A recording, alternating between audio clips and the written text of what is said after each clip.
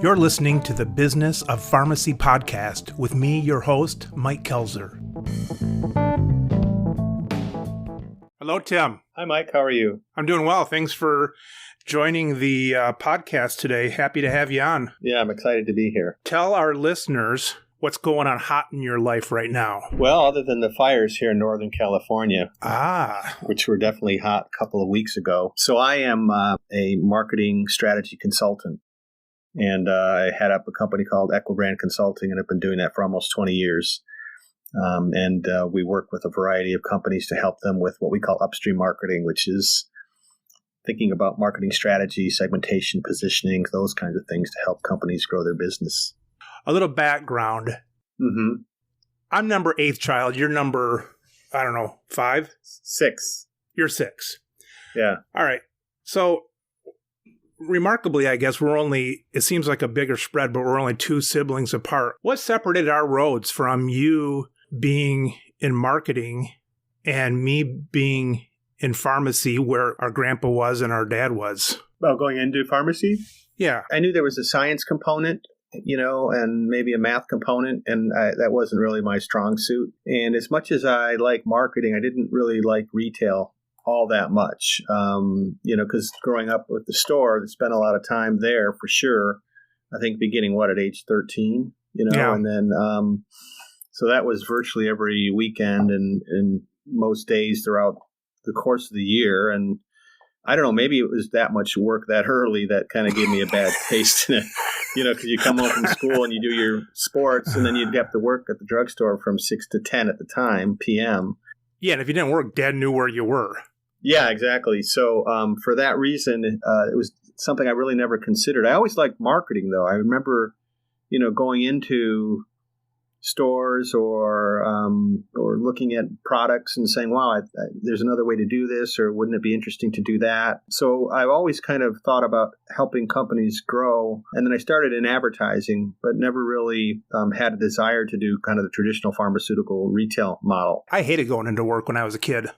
I hated anything that had to do with the clock, and I still don't know how I ended up there because the only way that I enjoy it now is when I'm on a project that's not clock related, or else I just stand there and stare at it. So your love of marketing, where do you think that was born from? Do you think it was born from hearing the family talk about the business, or do you think it was classes in high school? I think it was probably a combination of 2 things that may be more personality related. One is kind of just a sense of creativity. I like to create things, whether it's, I like to draw, I like to do music, I like creative things. So there's that side. And then the other side is more of an analytical side. I forget which is left and which is right brain, but I kind of like to blend both. So I really enjoy the creativity, but I also enjoy the analytical side of business. So marketing is one of those areas, and I know there are others, but it's one of those areas where you get to combine those 2 elements together.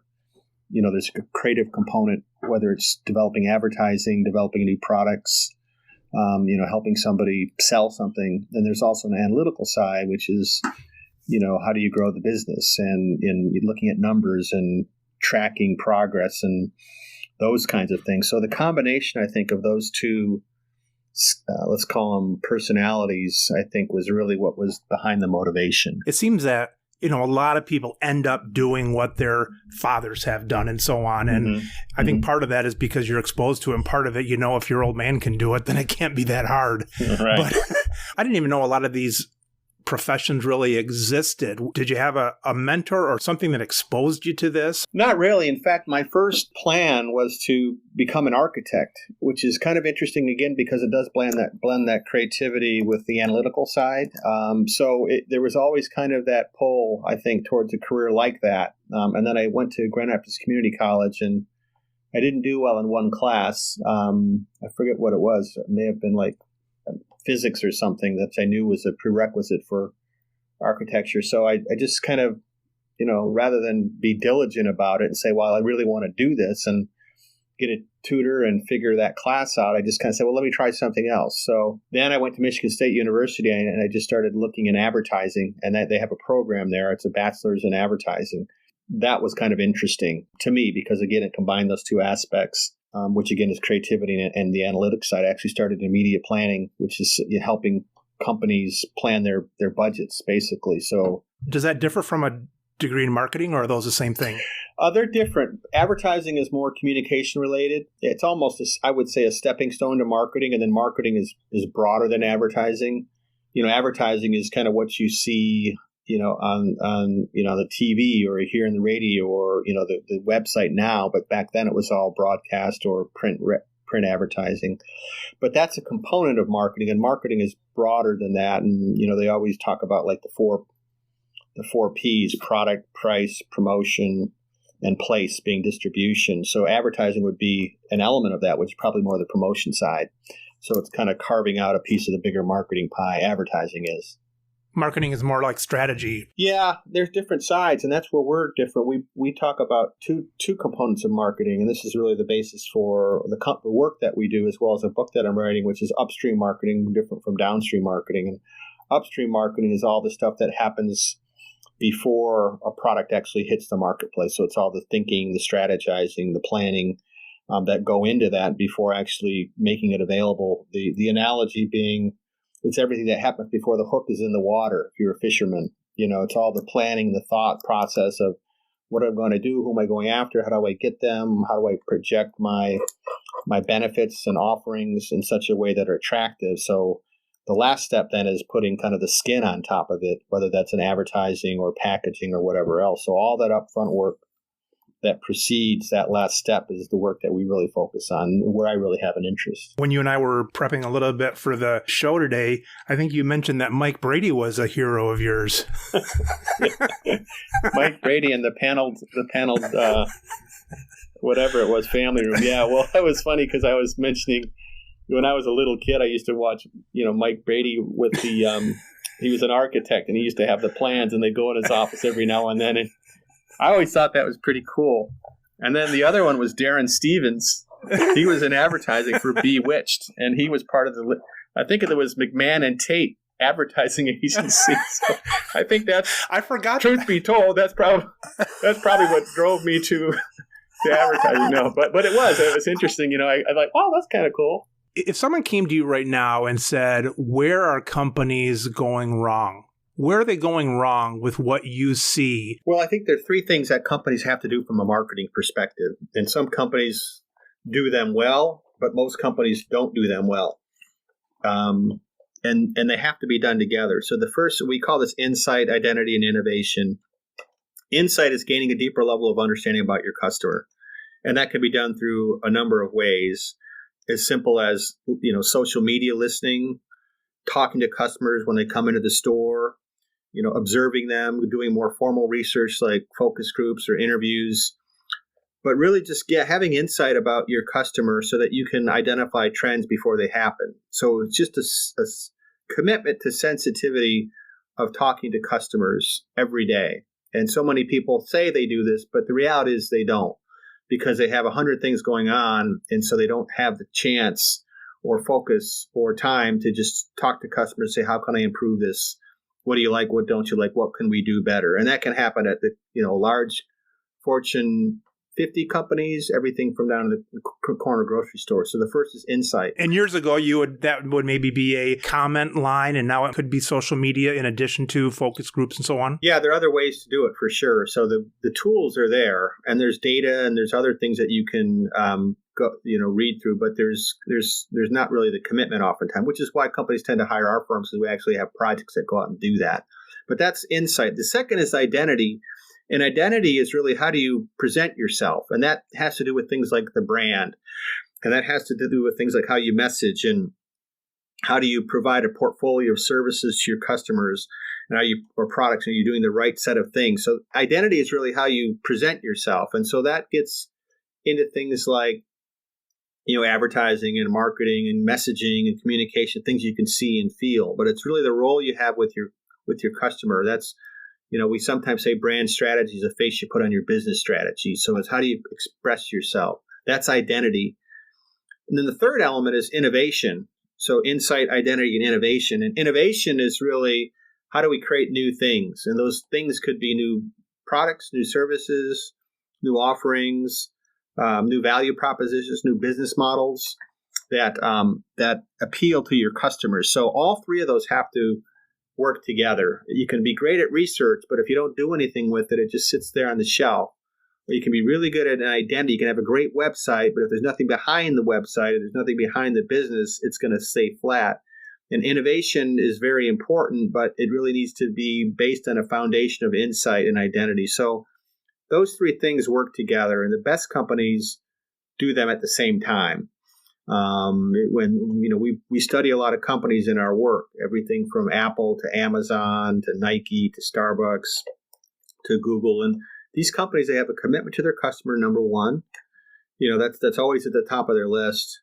They have a commitment to managing their brand and how they express that, and they have a commitment to innovation and growth. And there's two sides to that. One is more the strategy, and the other is the culture. The culture is very important. A lot of these companies have very strong cultures, but they're really grounded in growth and innovation. And so if you're not doing those three things, there's a good chance you're not maximizing your success. Which one is the hardest, do you think, for a company to do?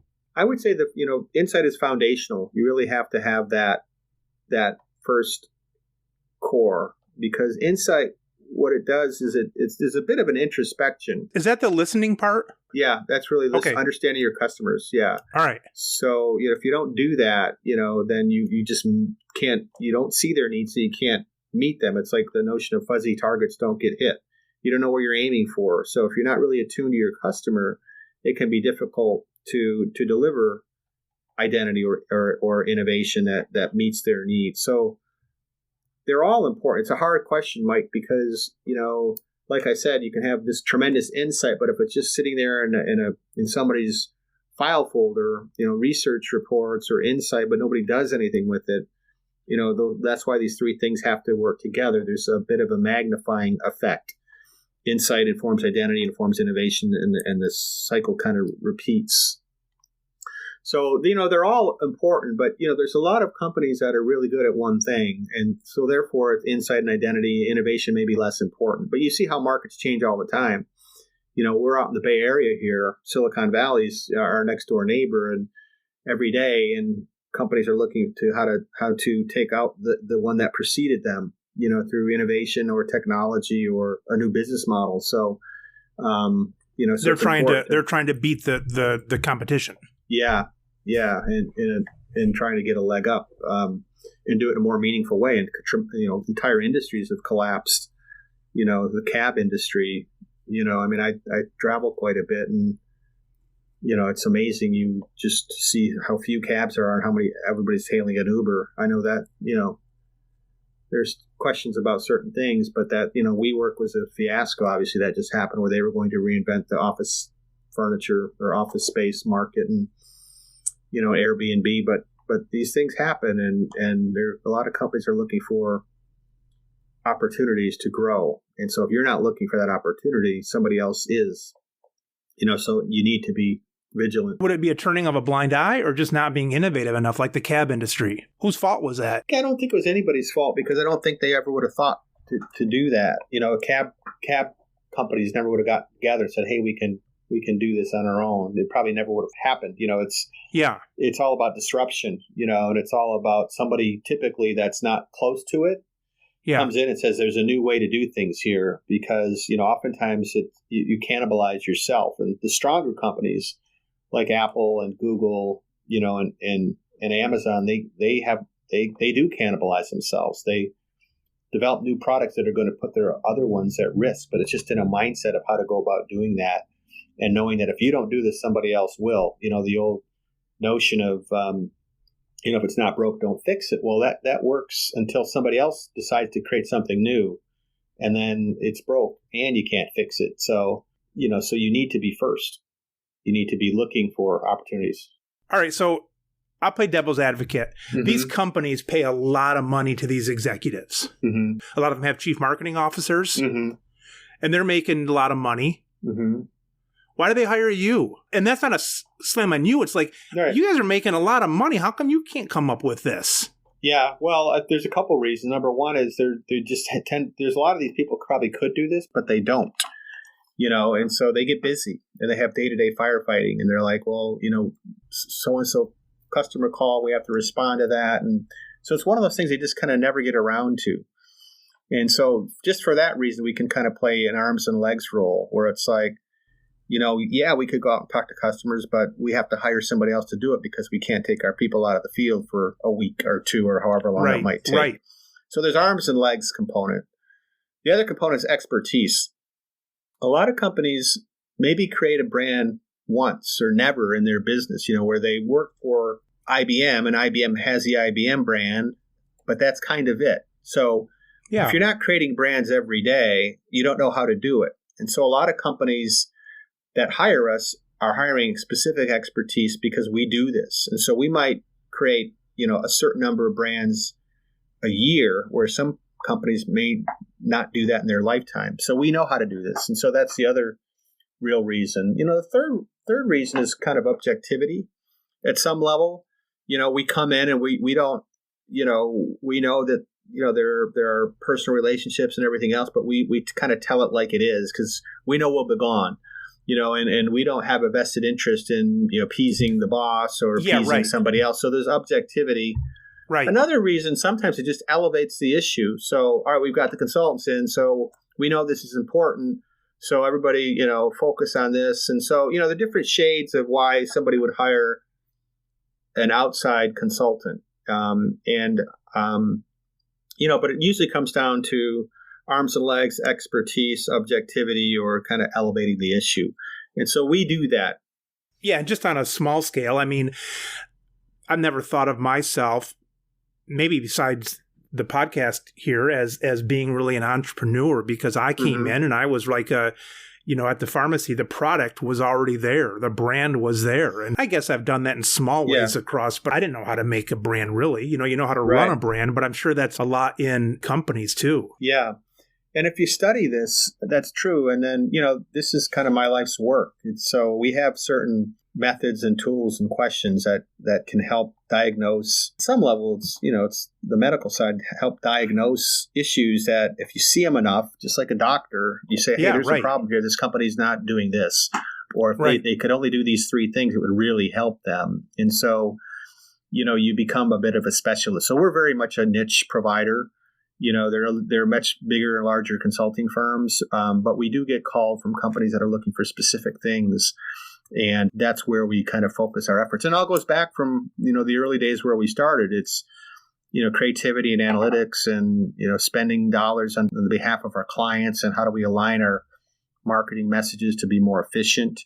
Do we have the right brands, too many brands? Are we innovating the way we need to be? Do we have new ideas that are helping us? So a lot of this stuff kind of pulls together in almost a process that we've helped develop over the years. Yeah, you got a process, a system, which most people would take their whole lifetime in a business just to make that system. Yeah. How do you decide when you're at a company if you say niche or niche? Because I've heard niche is proper. You don't have to turn French when you say something or whatever. Well, it depends if I use the word process or process first. I don't like to commingle them. Processes, niche processes. For our listeners, Tim and I, we camp with our family every year for 4 or 5 nights, and every year we add a new word to the list of what college professors will say, process and all those words that they say, just a little bit different to add a little bit more panache to mix it up. Mix it up. All right. So when you're dealing with these bigwigs, and I know everybody that's your current customer is great, so we're not going to go there at all. But with what have you seen in the past of people that's like, because you were talking about how as a consultant, you don't have to play the politics so much and you're able to, say what needs to be said and so on. What kind of personality types do you run into that don't want to let you take the credit? Or do you see that, or do things run pretty cut and dry? They run pretty smoothly. I mean, the nature of our work is we're not an annuity company where we come in and we'll be with you for 4 years, because the nature of most of our work is project related. So we might come in and do a 3-month effort, help a company develop new products or a new brand or whatever it might be, and then go away. And also because we're not really focused on implementation, it's very important that we stick with the company. Otherwise, our work is not valued. So as a company, most of our work is either referral work or follow-on work. Wait, what do you mean stick with the company? We're not going to be on contract to them for 3 years. When our project's over, our project's over. But we know it's very important to have our recommendations implemented. So we're always available to talk to our clients to make sure that they're getting the value out of the work that we do. But, the nature of project work is it means you always have to be kind of on your game because, like an agency, for example, like a typical advertising agency might have a client that every month they bill them a certain amount to do their advertising. And so the first year they bill them X, and then the next year they roll that over. And then before you know it, 5-10 years down the road, they have this long-term relationship with an agency. Mm-hmm. Whereas, because they're paying for monthly services. Whereas our work tends to be more project-based, which makes it a little bit more difficult because you always have to have new projects. But It also makes it more interesting and fun from my perspective, which is why I enjoy doing it, because there's always a new challenge. So next week, it might be a medical device company. The week after that, it could be, office furniture. The week after that, it could be, consumer products or kitchen appliances. So it's always new and fresh and exciting. So we apply a lot of the same tools, but we apply them to different industries. In other words, you're not coming in and having to work with these guys. You're coming in basically and saying, here's my recommendation, and then you kind of go. You don't have to convince these 3 people to agree. You've already made your recommendation. Yeah, but our recommendations are always based on sound. It's always based on insight. So we won't go in and say, here's what we think. We will never do that. In fact, I've worked for firms that have done that. They sit around in a conference room and they come up with interesting thoughts, and then they go out and say, well, here's what we think. We'll try to sell them on that. And we don't do that. So what we do is say, here's what the market thinks. And we spend the appropriate amount of time in the marketplace to really, truly understand that. Yeah. And so it's not based on what we think. We're more of our bias is really in the marketplace. Like one of the questions we ask is, what do you know about your important customers that your competitors don't know? And it's kind of a hypothetical question because you don't really know, but it kind of forces you to think through, number one, who are my important customers? And then what do I know about them that others don't know? And that kind of forces you to say, well, I need deeper insight to do that. Right. And once you have the insight, that begins to form the basis of competitive advantage. So I should, going back to your question about, the 3 guys. So we learn that from our customers, but then we involve those clients and we engage them in a process that unfolds over time. And they're with us every step of the way. And so a lot of marketing work happens through iteration. It's never, here's what we learned and here's the answer. It's here's what we learned. Here's what we came up with. Let's go back out and test it with customers and see, is this resonating? Let's do an internal work session to see if it's working here.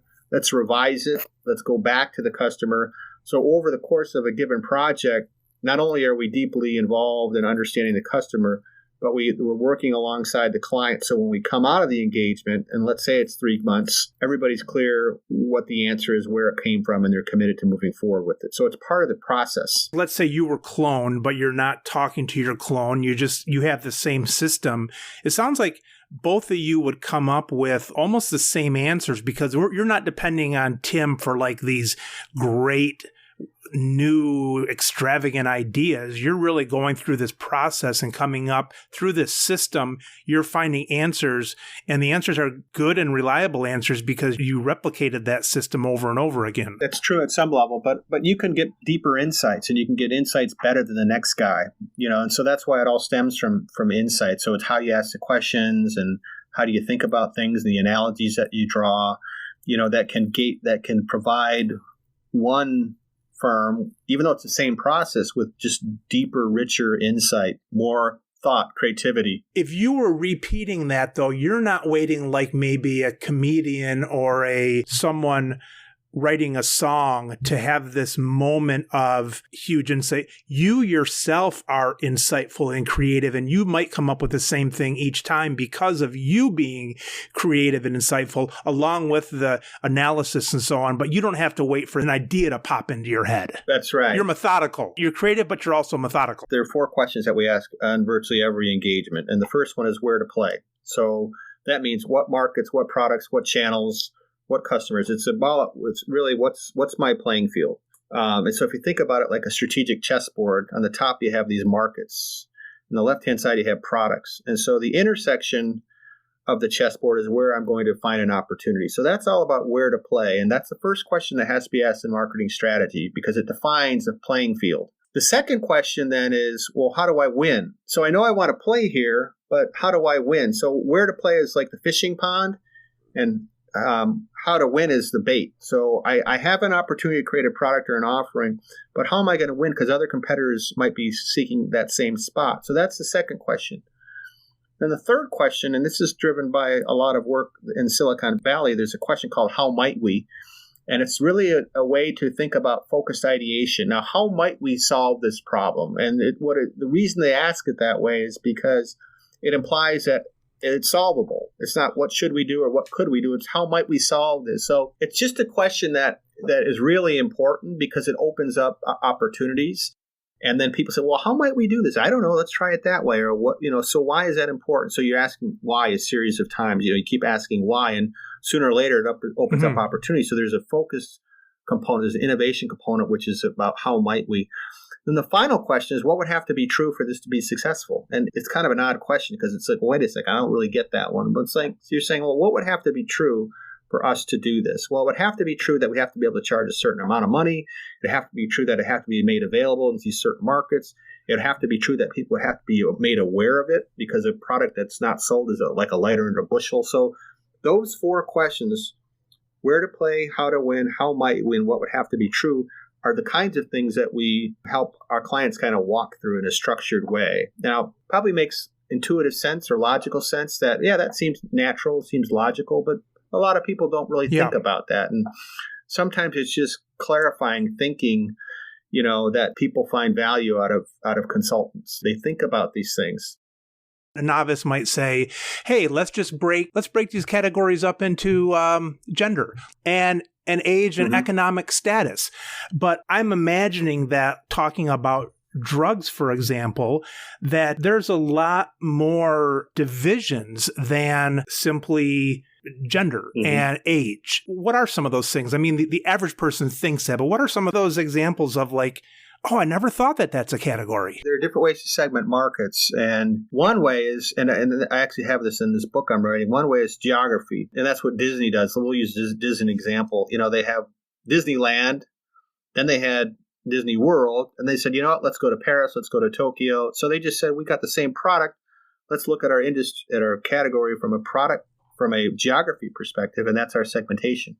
Another could be age, which what you're talking about, which age or income or demographics or life stage. That's kind of, we call that demographics. Another one would be then more the notion of attitudes and motivations. What we were talking about earlier, if you had 100 consumers come to the drugstore and you had to split them into different groups, how might they segment, not by age or income, but just how they work, how they behave and what they're looking for and how they approach categories. That's more of an attitudinal segmentation. That's a really important one. And the final one is behavior. That's the fourth common segmenting dimension. It's like, are you a user or are you not a user? Are you, have you purchased this before or have you not purchased before? How many products, how many packages of this do you purchase a year?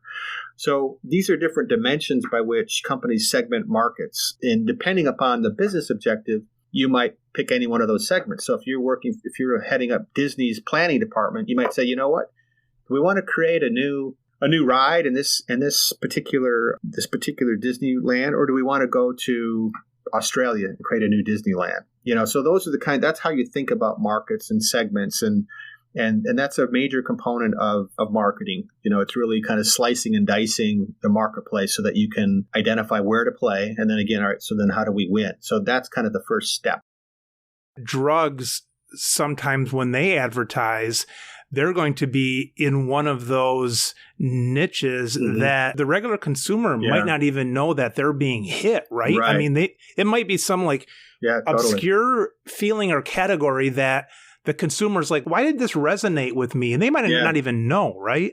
Yeah, that's right. And there's actually studies that have been done. Like, you probably don't realize how often you see a car commercial on the radio or on until you're looking for a car. And then it's like, oh, wow, I never realize. So right now, if you're not looking for a car, there's a good chance you're not going to realize how much of that stuff is out there. And I think it's the same dynamic where, because you're kind of in the market, you're more attuned to it. I think it might be called like selective hearing or something like that. But they've actually done empirical studies. Margaret says I have that. Yeah, exactly. Me too. So, but the notion that you're now interested, so you have that indication, or you have that condition or that concern, which is why, like a lot of drug companies, when they launch a new category, there's two levels of marketing. One is I'm marketing the brand, which is Viagra, and the other is I'm marketing the category, which is ED. And a lot of categories have their own advertising that you would never realize. Is there a benefit for them separating that? Because people say, I don't want to learn about this and also be sold at the same time. I don't trust that they have my best interest in mind. So are they creating a need and then solving the need in two different, let's say, commercials on purpose? Yeah, that's exactly the case, because some people don't like prescription medication. Some people aren't aware of it. Some people think it's going to be too heavy of a sell. One campaign could be about the brand, like Viagra, and the other campaign could be about the category, like ED. And so you think about how they might work together. So on one hand, you're building the market, which is the generic ED market, creating awareness and familiarity with what that even is. And then on the other hand, you're then taking a piece of the pie, which is the share that you would take from that market. And so they kind of go hand in hand. In certain cases, a company might do this because it's a brand new category. It's never been known before, and therefore they have to do that. They have to create awareness of what it even is. And it's so hard for a marketer in 30 seconds or 60 seconds to say everything they want to say that they maybe separate that in two. So they're trying to build a non-branded category awareness and familiarity, and then we'll come on top of that and then overlay brand development. And I don't know exactly how these things are managed. If you sign up for your website, your email with the category, does that then get transferred over to the brand? And there's obviously a lot of things that go on behind the scenes, but the basic idea of the category versus brand is really important, particularly when you're launching a new category. And the folks that normally focus on the category are those that are the leading business, or either the first product that might come into that category, or they have a larger market share, because they know if they expand the share, they're going to stand to win a larger percentage of that with their brand users as opposed to competitor brand users. They don't want to do it and not be ready or something like that. That's right. We've seen that in the pharmacy world with yellow toenails, or, it's like no one ever really thought of it before. And you also see that a ton now, like it's amazing on Instagram how quickly usually these models, a lot of times it's the ladies, they talk about a new thing like armpit fat or something. It's like, oh, shoot, no one knew that was a problem before until now. Right. And I think what they're doing is they're tapping into maybe an unmet need. They're probably doing the amount of research ahead of time. Or it may just be we've got a product here that can do that. And that's the notion of, we've got a solution looking for a problem. And sometimes that's the case where it's like, oh, we can do this. True. Is there a problem? But typically you're talking to customers to understand what their needs are. What do you not like about running your own consulting firm? What's the worst part of your week, let's say? Probably the worst part is that because it's not an annuity, like I talked earlier, we don't have clients. You don't have refills like a pharmacy does. Yeah, we don't have refills. So every time it's a new prescription, we have to go out and we have a lot of repeat work and we have a lot of follow-on work, but we don't have long-term projects that might last a year or 2 or 3. They're typically 3 months. And the work we do, because it's designed to be enduring. You don't need a new strategy every 3 months. If you do, the first guy's probably not doing a good job. So you do projects that are designed to be enduring, and you hope there's their work down the road. But many of our clients, we're working with a medical device company right now that used to work 15 years ago in one of the large pharmaceutical companies outside of Chicago, and now they work for a different company in medical devices. And so that's based on a relationship that we established in this strong work that we did 15 years ago. And we're getting work back from them, but it's not kind of an annuity stream. So that's probably the more frustrating thing about being more marketing consulting as opposed to an ad agency where they have that stream of revenue. So that can make it difficult. And the way to overcome that is just to stay current, and so many things are happening with social media and digital marketing that we said a number of years ago, if we want to be pretty good at this, we need to continue to focus and learn ourselves and stay in front of the industry and certainly stay in front of our clients so we can provide perspective and we can provide insights that they can't get elsewhere. It seems that you could make an annuity thing of some sort, but it seems like, as you said, it seems like it's not needed and it wouldn't be like real genuine or something. Like people could maybe see through that. Have you thought about annuity stuff and it just doesn't work? Or do you find that people kind of get a bad taste in their mouth from it?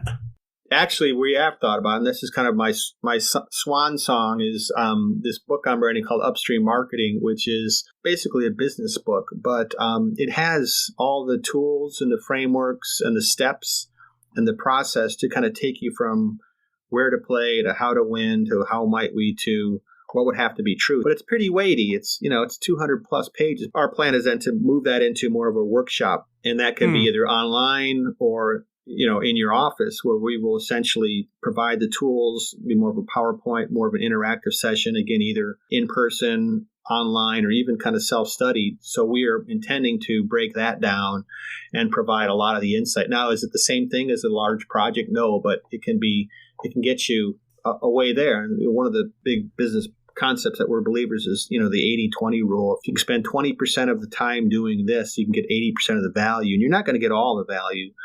But you can get a lot of the value. Just thinking this way and approaching your business this way can really provide important dividends down the road if you're thoughtful about your business and you strategize and you plan and then you implement. Like if you came in and told somebody, we want to be the person that does this every 3 months from you. We want to be your listeners, or we want to be every 3 months, we want to put together a message or something like that.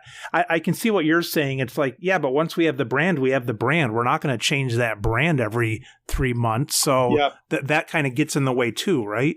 We do have clients that do call us regularly. We have one client in particular that they didn't know exactly what they were looking for, but they knew that they wanted to remain and stay close to their customer.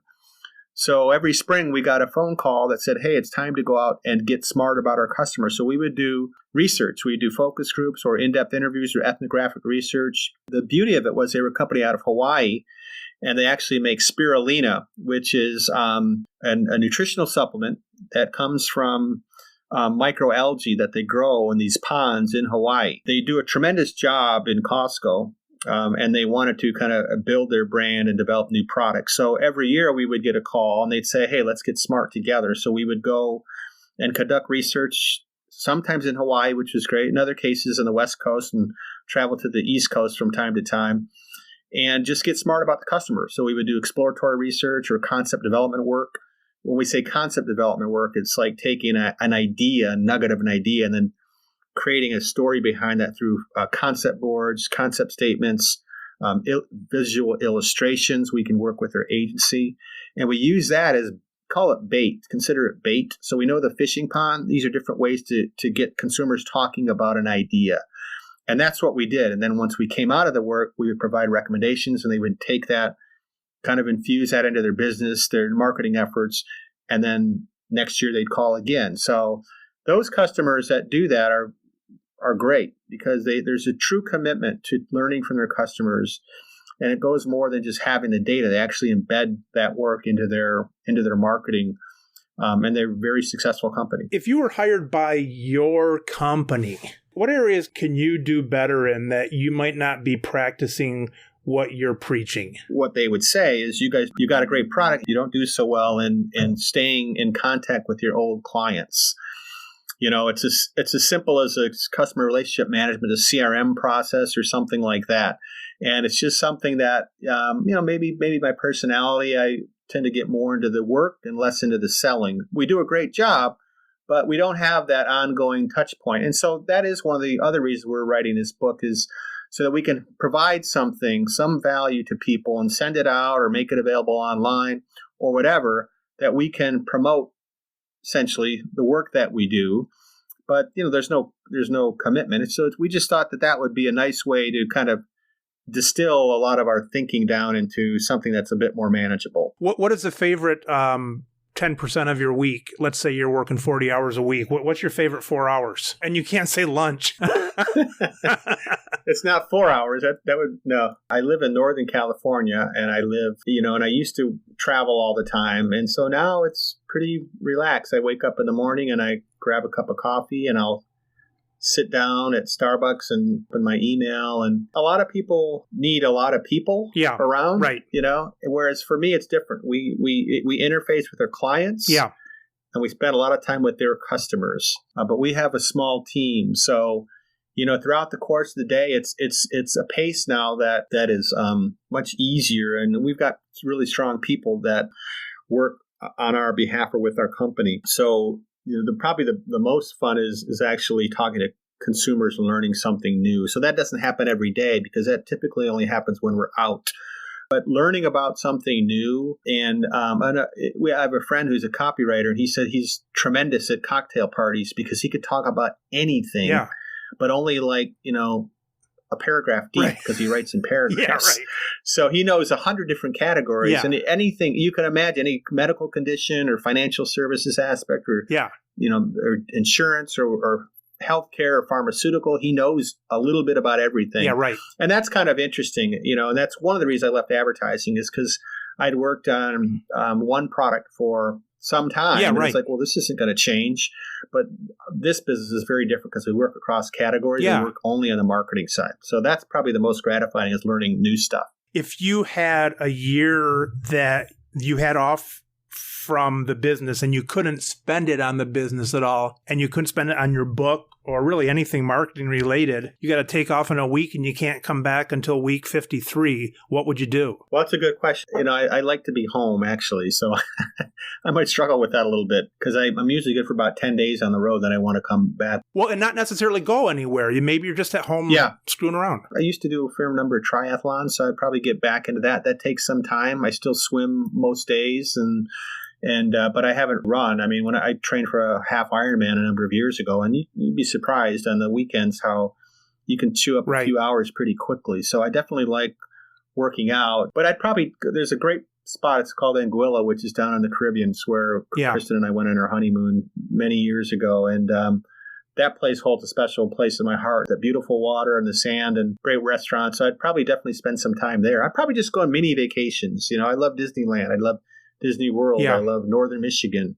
I love Chicago. That's probably what I do, Mike. I'd probably go out for 2 weeks, every 2 weeks, spend 2 weeks in a different location, come back, regroup, decompress to our home, and then go out again. I'm sure I could find 25, 26 places across the U.S. where I could spend a couple weeks. Margaret bought me a book a few years ago. It was called 36 Hours.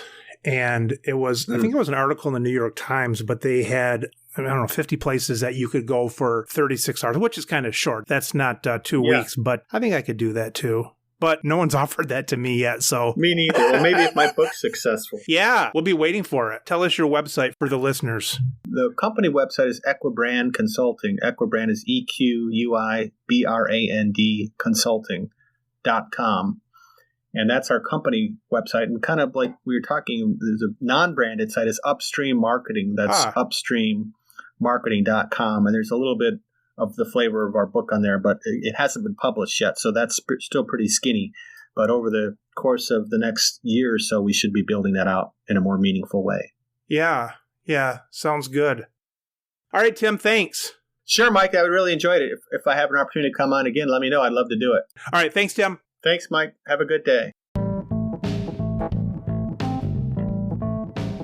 You've been listening to the Business of Pharmacy podcast with me, your host, Mike Koelzer. Please subscribe for all future episodes.